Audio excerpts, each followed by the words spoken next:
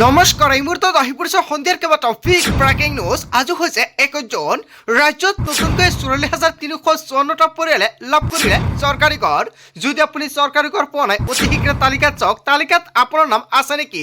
সকলো একাউণ্টত চৰকাৰী ঘৰ টকা সোমাব। অৰুণোদয়ৰ প্ৰতিজন হিতাধিকাৰীৰ বাবে ভাল খবৰ। ১২৫০ টকা নহয় ৩,০০০ টকা সোমাব একাউণ্টত। কিছুমানৰ একাউণ্টত ৯,০০০ টকা পৰ্যন্ত লাভ কৰিব। আত্মীয়গোটৰ প্ৰতিজন মহিলা বেংক একাউণ্টত ২৫,০০০ টকা সোমাব। যদি আপুনি ১০,০০০ টকাৰ চেক পাইছিল, কেৱল এয়াই নহয়, ৰেচন কাৰ্ড থাকিলে জনতাই লাভ কৰিব চেনি দালি নিমখ, লগতে লাভ কৰিব মিঠাতেল।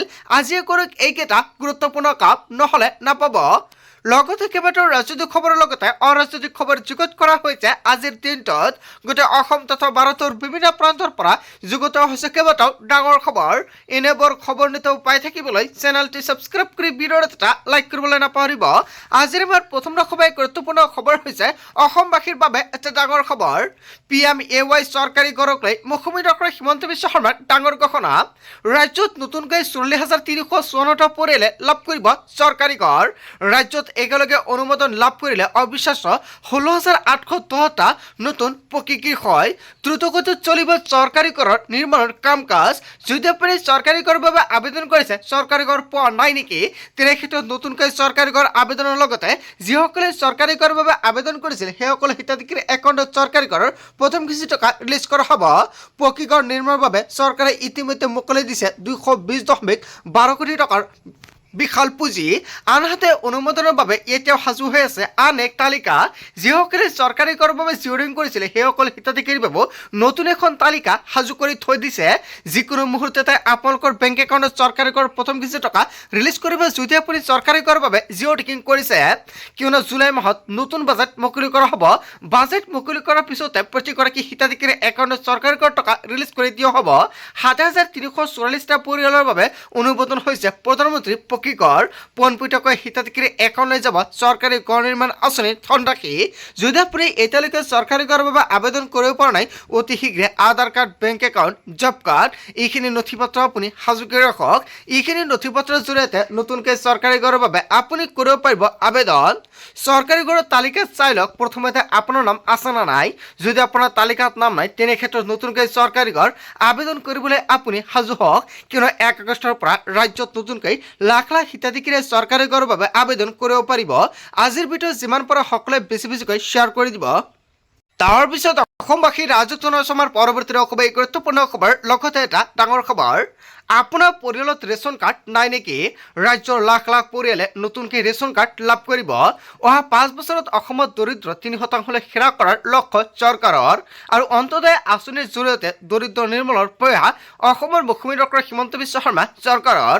ৰাজ্যৰ প্ৰতিটো পৰিয়াললৈ চৰকাৰী আঁচনিৰ সুফল নিশ্চিত কৰিব মুখ্যমন্ত্ৰী ডক্টৰ হিমন্ত বিশ্ব শৰ্মাই। আৰু অন্তোদয়ৰ বাটাৰে ৰাজ্যত বৃদ্ধি পাব ৰেচন কাৰ্ডৰ সুবিধা। প্ৰতিটো দৰিদ্ৰ পৰিয়ালক খাদ্য সুৰক্ষাৰ আওতালৈ অনাৰ লক্ষ্য চৰকাৰৰ। আৰু অধিক পৰিয়ালক ৰেচন কাৰ্ড প্ৰদান কৰি দৰিদ্ৰতাৰ বিৰুদ্ধে চৰকাৰৰ শক্তিশালী যুঁজ। আৰু আবেদনৰ বাবে প্ৰথমতে অসম চৰকাৰৰ ৰাজহুৱা বিতৰণ ব্যৱস্থাৰ অফিচিয়েল পৰ্টেলত লগ ইন কৰক আৰু নতুন নাম যোগ কৰিবলৈ নিৰ্ধাৰিত আবেদন পত্ৰখন আপুনি বাছনি কৰক। আবেদনত ঘৰৰ মুৰব্বীৰ সৈতে নতুন সদস্যৰ সম্পৰ্ক কি সেয়া আপুনি স্পষ্ট কৰক। নতুন সদস্যৰ আধাৰ কাৰ্ডৰ কপি দাখিল কৰাটো বাধ্যতামূলক। আৰু সদস্যজনৰ জন্মৰ প্ৰমাণপত্ৰ বা ভোটাৰ কাৰ্ডৰ প্ৰতিলিপি সংলগ্ন কৰক। আৰু বিবাহিত মহিলাৰ ক্ষেত্ৰত আগৰ ৰেচন কাৰ্ডৰ পৰা নাম কৰ্তনৰ প্ৰমাণপত্ৰ দাখিল কৰক।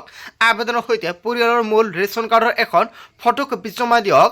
আৰু আবেদন পত্ৰত সদস্যৰ নাম, বয়স আৰু পিতৃ মাতৃৰ নাম নিখুঁতভাৱে লিখক। আৰু পৰিয়ালৰ মুৰব্বীৰ সৈতে শেহতীয়া পাছপোৰ্ট চাইজ ফটো আবেদনত লগাওক। আৰু সকলো নথি পত্ৰ শুদ্ধকৈ যোগান বিভাগৰ কাৰ্যালয়ত জমা দিয়ক। আৰু আপুনি ওচৰৰ CSC কেন্দ্ৰৰ জৰিয়তেও অনলাইনতে আবেদন কৰিব পাৰিব। সংশ্লিষ্ট বিষয়ে আপোনাৰ সকলো নথি পত্ৰ পৰীক্ষা কৰিব। তথ্য সঠিক হ'লে অতি কম সময়ৰ ভিতৰতে নাম অন্তৰ্ভুক্ত হ'ব। আপোনাৰ নাম অন্তৰ্ভুক্তৰ পাছতে অনলাইনৰ পৰা নতুন ডিজিটেল ৰেচন কাৰ্ড এটা ডাউনলোড কৰি লৈ ল'ব পাৰিব। যদি আপোনাৰ ৰেচন কাৰ্ড নাই, তেনে ক্ষেত্ৰত অতি শীঘ্ৰে এনেকৈ ৰেচন কাৰ্ডৰ বাবে আবেদন কৰক। যদি আপোনাৰ ৰেচন কাৰ্ডৰ তালিকাত নাম নাই, তেনে ক্ষেত্ৰত কেনেকৈ অন্তৰ্ভুক্ত কৰিব সেই সম্পৰ্কে নিশ্চয় সম্পূৰ্ণকৈ জানিলে আজিৰ ভিডিঅ' যিমান পাৰে সকলোকে শ্বেয়াৰ কৰি জনাই দিব। তাৰ পিছত অসমবাসী ৰাইজক জনাইছো আমাৰ পৰৱৰ্তী খুবেই গুৰুত্বপূৰ্ণ খবৰ লগতে এটা ডাঙৰ খবৰ ৰাজ্যৰ কৃষকলৈ ভাল খবৰ যোগ্য কৃষকে লাভ কৰিব 11,000 টকাৰ ৰাজসাহায্য প্ৰধানমন্ত্ৰী নৰেন্দ্ৰ মোদীয়ে PM কিষাণৰ 23 নং কিস্তি ৰিলিজ কৰিছে আৰু ইয়াৰ মাজতেও অসমৰ মুখ্যমন্ত্ৰী ডক্টৰ হিমন্ত বিশ্ব শৰ্মাই কৰিছে বৃহৎ ঘোষণা যোগ্য কৃষকে বেংক একাউণ্টত লাভ কৰিব 11,000 টকাৰ ৰাজসাহায্য সংকটেৰে আৰম্ভ হোৱা অসমৰ শক্তিশালী গ্ৰাম অৰ্থনীতিৰ এক নতুন অধ্যায় আৰু আত্মনিৰ্ভৰশীলতাৰ দিশে অগ্ৰসৰ অসমৰ কৃষি খণ্ড কৃষক আৰু মৎস্যজীৱী দুগ্ধ উৎপাদক আৰু আত্মনিৰ্ভৰ গাঁওসমূহৰ অধিক শক্তিশালী কৰাৰ লক্ষ্যৰে অসম চৰকাৰ কৃষকৰ বাবে অব্যাহত থাকিব ফচল বীমাৰ সুবিধা কৃষিজাত শস্যৰ উৎপাদনৰ ভিত্তিত কৃষকে লাভ কৰিব ন্যূনতম সমৰ্থন মূল্য হয় এটা ডাঙৰ খবৰ আহি পৰিছে সুৰক্ষিত হ'ব কৃষকৰ ভৱিষ্যত প্ৰযুক্তি চালিত কৃষি ব্যৱস্থাৰে উৎপাদন বৃদ্ধিৰ পৰিকল্পনা চৰকাৰৰ আৰু 10 লাখ মেট্ৰিক টন মৎস্য উৎপাদনৰ লক্ষ্য চৰকাৰৰ দুগ্ধ হাঁহ কুকুৰা গাহৰি পালনেৰে গ্ৰামৰ অৰ্থনীতি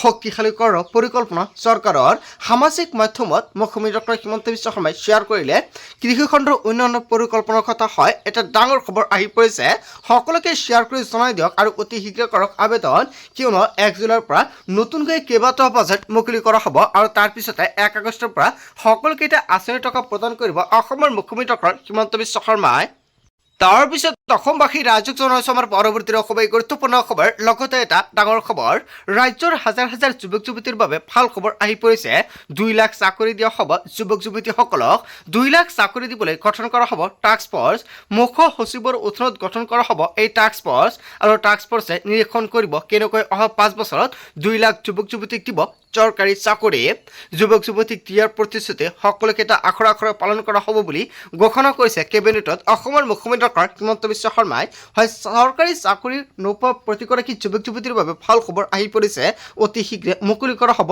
বিজ্ঞাপন জুলাই মাহতে বাজেট মুকলি কৰি 1 আগষ্টৰ পৰা নতুনকৈ চৰকাৰী চাকৰিৰ বাবে আবেদন প্ৰক্ৰিয়া আৰম্ভ কৰিব তাৰ পিছত অসমবাসী ৰাইজক জনাইছো আমাৰ পৰৱৰ্তী খুবেই গুৰুত্বপূৰ্ণ খবৰ লগতে এটা ডাঙৰ খবৰ ৰাজ্যৰ লাখ লাখ মহিলাৰ বাবে ডাঙৰ খবৰ আহি পৰিছে বৃদ্ধি হ'ব অৰুণোদয়ৰ ধনৰাশি 1250 টকা নহয় অৰুণোদয়ত পাব 3,000 কোটি টকা কেতিয়া বৃদ্ধি হ'ব অৰুণোদয়ৰ ধনৰাশি 1250 টকাৰ পৰা 3,000 টকা পৰ্যন্ত বৃদ্ধি হোৱাৰ সম্ভাৱনা আৰ্থিকভাৱে সবল হ'ব ৰাজ্যৰ মহিলাসকল নিৰ্বাচনী ইস্তাহাৰত উল্লেখ কৰা সকলো প্ৰতিশ্ৰুতি পালন কৰা হ'ব আখৰে আখৰে ঘোষণা কৰিছে অসমৰ মুখ্যমন্ত্ৰী ডক্টৰ হিমন্ত বিশ্ব শৰ্মাই অৰুণোদয় আঁচনিৰ তালিকাত আপোনাৰ নাম অন্তৰ্ভুক্ত হৈ আছে নেকি প্ৰতি মাহৰ 10 তাৰিখত অৰুণোদয় আঁচনিৰ টকা সোমাই দিয়ে চৰকাৰে কিন্তু অসমৰ মুখ্যমন্ত্ৰী ডক্টৰ হিমন্ত বিশ্ব শৰ্মাই নতুন চৰকাৰ গঠন কৰি 1 আগষ্টৰ পৰা নতুনকৈ অৰুণোদয় আঁচনিৰ টকা সোমাব বুলি ঘোষণা কৰিছে যিসকলৰ তালিকাত নাম অন্তৰ্ভুক্ত হৈ আছে সেইসকল হিতাধিকাৰীৰ একাউণ্টত কণ্টিনিউ টকা পাবলৈ বেংক একাউণ্টটো এক্টিভ কৰি ৰাখিব লাগিব কিবা কাৰণত যদি আপোনাৰ বেংক একাউণ্টৰ সৈতে ডিবিটি লিংক নাই অতি শীঘ্ৰে ডিবিটি লিংক কৰাই ৰাখক কেৱল ইয়াই নহয় যিসকল হিতাধিকাৰী তালিকাৰ পৰা নাম বাদ পৰিছে সেইসকল হিতাধিকাৰীৰ বাবু ভাল খবৰ দিছে মুখ্যমন্ত্ৰী ডক্টৰ হিমন্ত বিশ্ব শৰ্মাই নতুনকৈ 1 আগষ্টৰ পৰা লাখ লাখ মহিলাক অৰুণোদয় আঁচনিৰ ফৰ্ম বিতৰণ কৰিব কিন্তু যোগ্যতা কেইবাটাও নতুন নিয়মত সলনি কৰিছে আৰু এতিয়াৰ পৰা যথেমতে অৰুণোদয় আঁচনিৰ সুবিধা নাপাব যিসকলৰ তালিকাত নাম অন্তৰ্ভুক্ত হৈ আছে তালিকাৰ পৰা বহুতৰে নাম কৰ্তন কৰা হ'ব যদি আপুনি অযোগ্য হিতাধিকাৰী তেনে ক্ষেত্ৰত আপোনাৰ বাবে এটা বেয়া খবৰ যদি আপোনাৰ ঘৰত এতিয়া চৰকাৰী চাকৰি পাইছে আগতকৈ উন্নত মানৰ হৈছে তেনে ক্ষেত্ৰত সেইসকল হিতাধিকাৰীৰ নাম তালিকাৰ পৰা কৰ্তন কৰা হ'ব বুলি ঘোষণা কৰিছে মুখ্যমন্ত্ৰী ডক্টৰ হিমন্ত বিশ্ব শৰ্মাই বন্ধু বান্ধৱীসকল আজিৰ মূল ভিডিঅ'খনত আপোনালোকক এইখিনি সৰু কেইটামান ইনফৰমেশ্যন দিবলগীয়া আছিলে ভিডিঅ'টি ভাল লাগিলে লাইক কমেণ্ট শ্বেয়াৰ কৰি দিব চ' থেংক ইউ ফৰ ৱাচিং ফুল ভিডিঅ'